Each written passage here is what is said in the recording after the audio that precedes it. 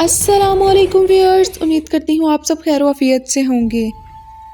तो व्यूअर्स, आज की वीडियो स्टार्ट करने से पहले मेरे चैनल को सब्सक्राइब कर दें और वीडियो को लाइक करें और बेल आइकन को प्रेस करें ताकि मेरी हर नई वीडियो का नोटिफिकेशन आपको टाइम टाइम से मिलता रहे। तो डकी भाई के और शाम अदरीस के मामले को बाद में डिस्कस करेंगे। आज हम पहले ये स्टोरी सुनते हैं। कानों में हेडफोन्स लगाओ और स्टोरी सुनने बैठ जाओ। आज की स्टोरी कुछ ऐसे स्टार्ट होती है कि ये बताते हैं कि हम लोग पहले जॉइंट फैमिली सिस्टम में रहते थे, लेकिन हमारे कुछ ज़्यादा ही लड़ाइयाँ आपस में बढ़ने लगी थी और मामूली बातों पर लड़ाई काफ़ी ज़्यादा बढ़ जाया करती थी। तो बाबा ने डिसाइड किया कि अब वो हमें अपने साथ ले जाएंगे। बाबा ने क्वार्टर के लिए अप्लाई किया क्योंकि बाबा एक सरकारी मुलाजिम थे, तो उन्हें क्वार्टर मिलना था। उन्होंने काफ़ी टाइम पहले से अप्लाई किया हुआ था, लेकिन उन्होंने जब अर्जेंट एप्लीकेशन दी तो उन्हें एक क्वार्टर अलॉट कर दिया गया। और जो अब गवर्नमेंट क्वार्टर्स में रहते हैं उन्हें पता होगा कि क्वार्टर काफ़ी बड़े होते हैं। अब पहले तो हम जॉइंट फैमिली सिस्टम में गांव में रहते थे, लेकिन बाबा के साथ हम लोग वहाँ सिटी एरिया में चले गए। वो अभी बहुत ज़्यादा कंस्ट्रक्टेड एरिया तो नहीं था, लेकिन उस गांव से बहुत अच्छा था, बहुत बेहतर था। वहाँ पर जाकर हमारी स्टडी की कंडीशन भी बहुत बेहतर हुई। मेरे बड़े दो बहन भाई तो मेरी खाला के पास रहते हैं पहले ही, क्योंकि भाई ने एफएससी करनी है और सिस्टर भी ग्रेजुएशन कंप्लीट करने वाली है, तो वो वहाँ पर रहकर अपनी स्टडी को कंटिन्यू कर रहे हैं। तो अब यहाँ पर बाबा के पास सिर्फ मैं ही होता था। डैड चाहते थे कि मामा भी अब इस स्ट्रेस वाले माहौल से बाहर निकलें और मेरी भी स्टडी अच्छी जाए, क्योंकि मैं सिर्फ अभी 10-12 साल का था। तो बाबा चाहते थे कि खाला के पास रहने की बजाय अब ये घर में रह के हमारे साथ रह के अपनी स्टडी कंप्लीट करे। तो बाबा हमें वहाँ पर साथ ले गए। जिस क्वार्टर में बाबा हमें लेकर गए थे वो क्वार्टर काफ़ी टाइम से वीरान पड़ा था। वहाँ पर कोई भी फैमिली नहीं आई थी और पड़ोसी हमें बताते थे कि यहाँ पर कभी भी कोई फैमिली नहीं आई, शायद उनके भी यहाँ आने से पहले ही कोई यहाँ पर आकर रहा होगा। डैड ने उस क्वार्टर को रिकंस्ट्रक्ट करवाया। रिकंस्ट्रक्ट से मुराद ये है कि उसकी छत पर डैड ने थोड़ी सी कंस्ट्रक्शन वर्क करवाया और उस क्वार्टर को रीन्यू करवा कर हम लोगों को वहाँ पर शिफ्ट कर दिया। वो क्वार्टर बहुत खूबसूरत था। उसमें एक छोटा सा लॉन भी था जिसमें दरख्त लगे हुए थे और लॉन को देखकर तो मामा ललचा गई। उन्होंने वहाँ पर अपने पौधे वगैरह लगा लिए और उस छोटे से लॉन को मज़ीद खूबसूरत बना दिया। लेकिन उस घर में एक अजीब चीज़ थी और वो चीज़ ये थी कि वो घर हमें बहुत भारी महसूस होता, मतलब ऐसा कि वहाँ पर वहशत महसूस होती थी, सुकून नहीं महसूस होता था। अभी कि हमें यहाँ पर आकर सुकून महसूस होना चाहिए था कि यहाँ पर कोई लड़ाई झगड़ा कोई रोक टोक न थी, बट यहाँ पर एक वहशत थी, अजीब सी वहशत, जैसे यहाँ पर कोई मौजूद हो, हमारे साथ कोई और भी हो लेकिन हमें नज़र ना आ रहा हो। मामा ने ये बात पहले बाबा से की। बाबा ने मामा को तसल्ली दी और कहा कि यकीनन यहाँ पर कोई दूसरी मखलूक मौजूद होगी, लेकिन परेशान ना हो। अगर उसने अभी तक तंग नहीं किया तो जाहिर सी बात है वो मखलूक अच्छी है, वो कुछ ना कहेगी। और इतने टाइम से ही यहाँ पर खाली पड़ा है, अगर मैं इस चीज़ को नज़रअंदाज कर दूँगा या जुटला दूँगा कि नहीं यहाँ पर कुछ नहीं है, तो ये सरासर एक बेवकूफ़ी होगी। तो डैड ने मामा की बातों पर गौर किया और मामा से कहा कि कुछ दिन और देखो, अगर खुदा न खास्ता कोई पैरानॉर्मल एक्टिविटी होती है तो हम इस पर कोई एक्शन ज़रूर लेंगे। Everything was going so normal, कुछ भी ऐसा कोई मसला नहीं हो रहा था और हम सारे उस घर में हैप्पीली रह रहे थे। सिस्टर और भाई भी आते थे वीकेंड पे, मतलब जुमा से लेके वो अतवार वाले दिन तक घर रहते थे और अतवार की शाम को वापस चले जाते थे खाला के पास। कुछ दिनों बाद जब भाई वापस आया, भाई को गेमिंग का बहुत शौक था, तो भाई ने एक अलग से पीसी गेमिंग के लिए रखा हुआ था।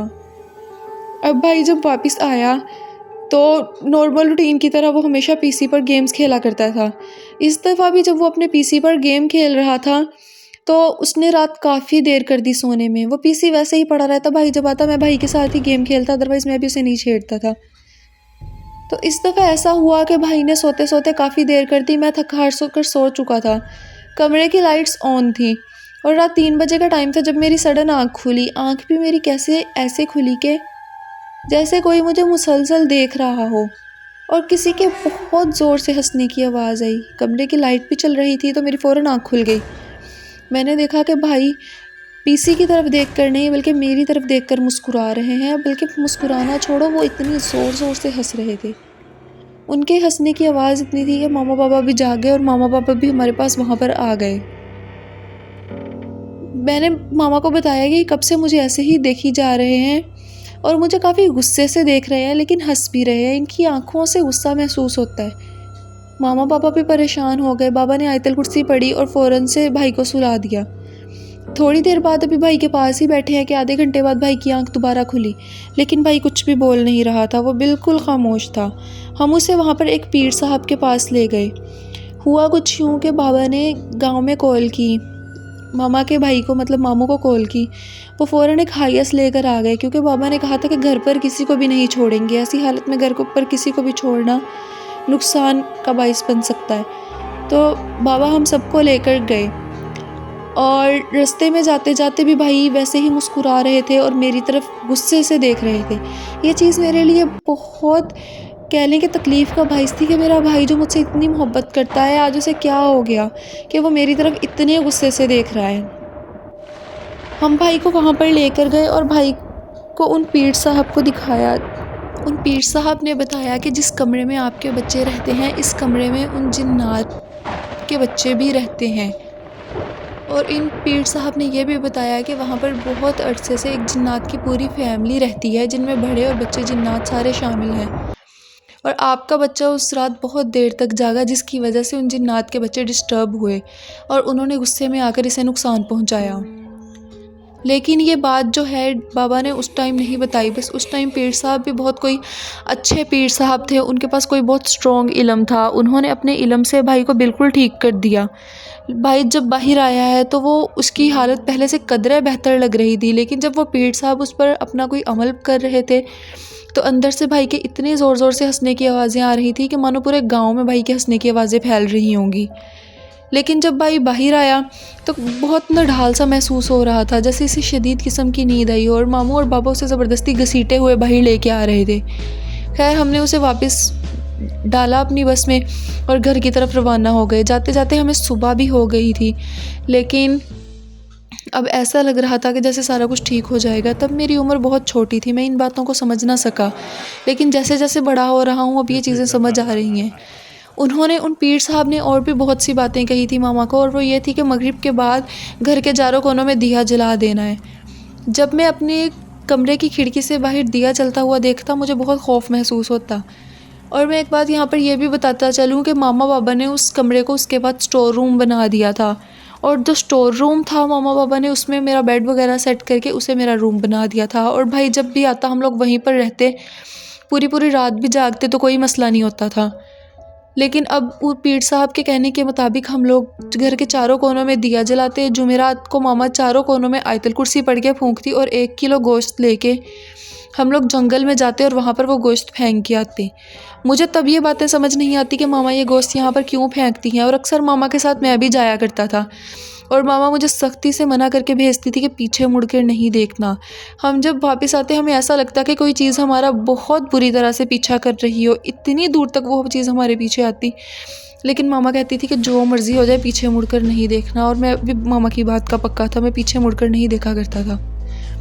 मामा को खुद भी वहशत महसूस हो रही होती थी, उनका चेहरा बता रहा होता था, लेकिन वो भी पीछे मुड़कर नहीं देखती थी। लेकिन अल्हम्दुलिल्लाह अब इस बात को 1 साल से ज़्यादा का अरसा हो गया है, लेकिन अब सारा कुछ बिल्कुल ठीक है। उसके बाद एक दफ़ा फिर से ये हुआ था कि घर में कई जगह ब्लड के छींटे मिले थे, लेकिन मामा ने पीर साहब को बताया, उन्होंने फिर से कुछ अमल बताया, लेकिन उसके बारे में मैं नहीं जानता। उसके बाद से सारी चीज़ें आज तक अल्हम्दुलिल्लाह बिल्कुल ठीक चलती आ रही हैं, सारा कुछ बिल्कुल सही है। ऐसा दोबारा से कभी कोई मामला नहीं हुआ।